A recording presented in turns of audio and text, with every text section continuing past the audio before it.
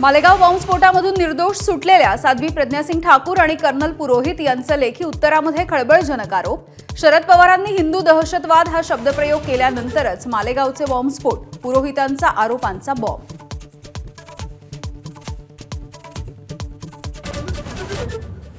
भगवा दहशतवाद हा शब्द शरद पवार यांनी कधीच उच्चारला नाही। सुप्रिया सुळे यांची एबीपी माझाला एक्सक्लुझिव्ह प्रतिक्रिया।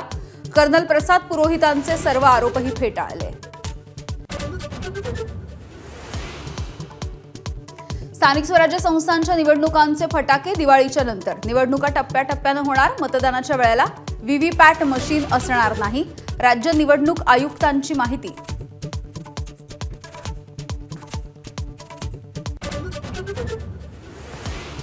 महादेवी हत्तीणीला वनतारामधून परत घेऊन येण्यासाठी सरकार सुद्धा प्रयत्न करणार।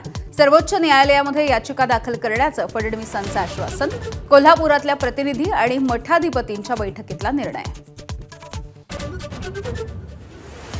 कबूतरखाना अचानक बंद करणं योग्य नाही। मुख्यमंत्र्यांची भूमिका। पर्यायी व्यवस्था होईपर्यंत महानगरपालिकेनं कंट्रोल फीडिंग करावं। मुख्यमंत्र्यांच्या सूचना।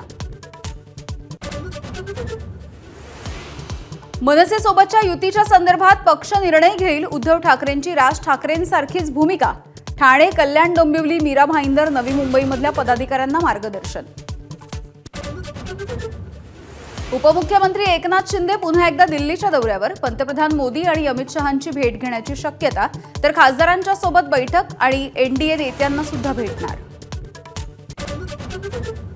बालिश बडबडीला सुप्रीम कोर्टाची फटकार।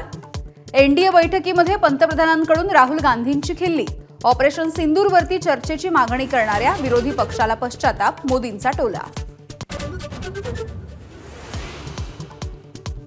वाढवण बंदर आणि समृद्धी महामार्गाला जोडणाऱ्या रस्त्याला राज्य मंत्रिमंडळाच्या बैठकीमध्ये मंजुरी।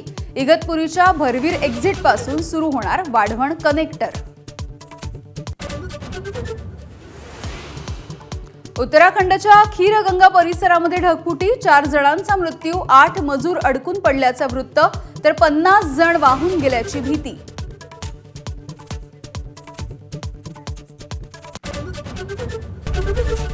एबीपी माझा, उघडा डोळे बघा नीट।